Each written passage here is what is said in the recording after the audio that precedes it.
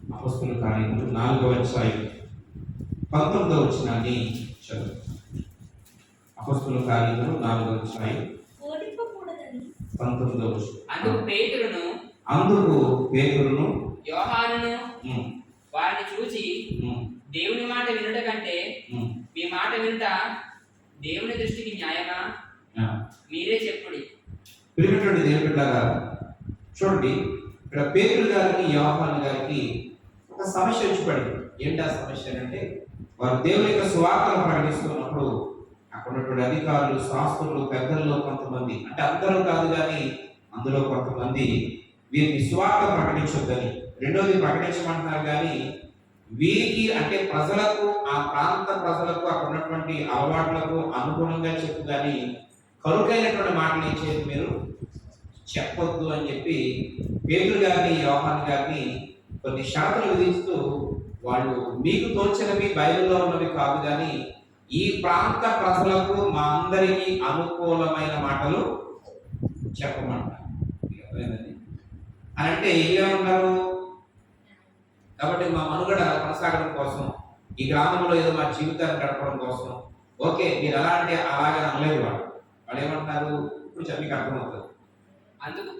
అందుకు పేతురు యోహానును వారిని చూచి, ఎవరైతే అడ్డెడుతున్నారో వారిని చూచి, దేవుని మాట వినుట కంటే మీ మాట వినుట దేవుని దృష్టికి న్యాయమా? దేవుని దృష్టికి అది న్యాయము, మీరే చెప్పండి అని ఎవరు అడుగుతున్నారు అక్కడ ఆటంకపరిచే వారిని అని తర్వాత ఒక మాట ఉన్నారు. ఒకవేళ మీ మాట ప్రకారంగా చెప్దామని అనుకున్నాను, చూడండి, మేము కన్న వాటిని, కళ్ళారా మేము చూసిన వాటిని, విన్న వాటిని, చెవులారా ఇది గొప్ప గొప్ప కార్యాలు జరిగాయని అనేక మంది చెప్తూ ఉంటే విన్నటువంటి ఆ మాటలను చెప్పకుండా ఏం చేయలేం. దేవునికి స్తోత్రం. ఈ రాత్రి ఈ స్థలంలో మన జీవితంలో కొన్ని జీవితంలో మరిచిపోలేని కార్యాలు దేవుడు చేశాడు. ఎంతమంది జీవితంలో దేవుడు చేసి ఉంటాడు? చేయకపోతే చేసి తర్వాత ప్రార్థన చేద్దాం, ఇక గోల్డ్ అయిపోతుంది. కాబట్టి మన జీవితంలో కొన్ని సన్నివేశాలు బాధాకరమైనవి మర్చిపోలేము, సంతోషకరమైనవి మర్చిపోలేము.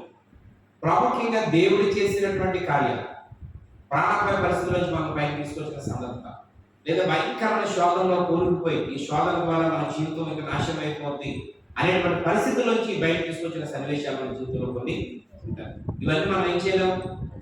ఇవన్నీ ఎవరు చేయగలిగారు అంటే ఒక్క దేవుడు మాత్రమే. ఇప్పుడు దీన్ని చెప్పొద్దు అని అంటే ఆగామా? చెప్పండి. మణిపూర్ రాష్ట్రంలో అనేక మంది క్రైస్తవులు ఆ మధ్యకాలంలో ఏం చేశారు, హతమార్చారు.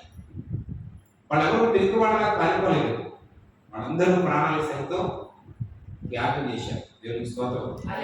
ఒక అద్భుతమైన మాట చెప్తాను, అది మీకు అద్భుతమైనటువంటి భాస్కర్ అన్నాడు. అద్భుతంగా మీకు ఒక ఆరాధనలో 250 మంది విశ్వాసులు, 3 దైవజనులు ఒక మందిరంలో ఆరాధన చేస్తారు. వాళ్ళందరూ ఒకేసారి గుండాలుగా వచ్చి, మీరందరూ కూడా మామూలుగా మారిపోతారా, లేదా ప్రభువుని యేసయ్యనే మేము కలిగి ఉంటామా, మీరు చెప్పకపోతే కాల్చేస్తామా అంటే ఆశ్చర్యం అని చెప్పండి. 250 మంది కూడా రెడీ అన్నారు. 250 మంది కాల్చేసిన ఒకరినొకరు కాలుస్తుంటే మిగతా వాళ్ళు కళ్ళు మూసుకొని రెడీ అన్నారు తప్ప ఒక్కరు కూడా కళ్ళు తీసుకొని పారిపోయినట్లు కానీ మన అవకాశం ఇచ్చారండి. పారిపోయి ఒకరు కలిసిపోవచ్చు, ఇక్కడ ఉన్నవాడు మాత్రమే కలుస్తామని చెప్పారంటే ఒక్కరు కూడా వెళ్ళలేదు. 3 దైవజనులు కాకుండా రెడీగా ఉన్నారు. 250 మంది కూడా ప్రాణాన్ని త్యాగం.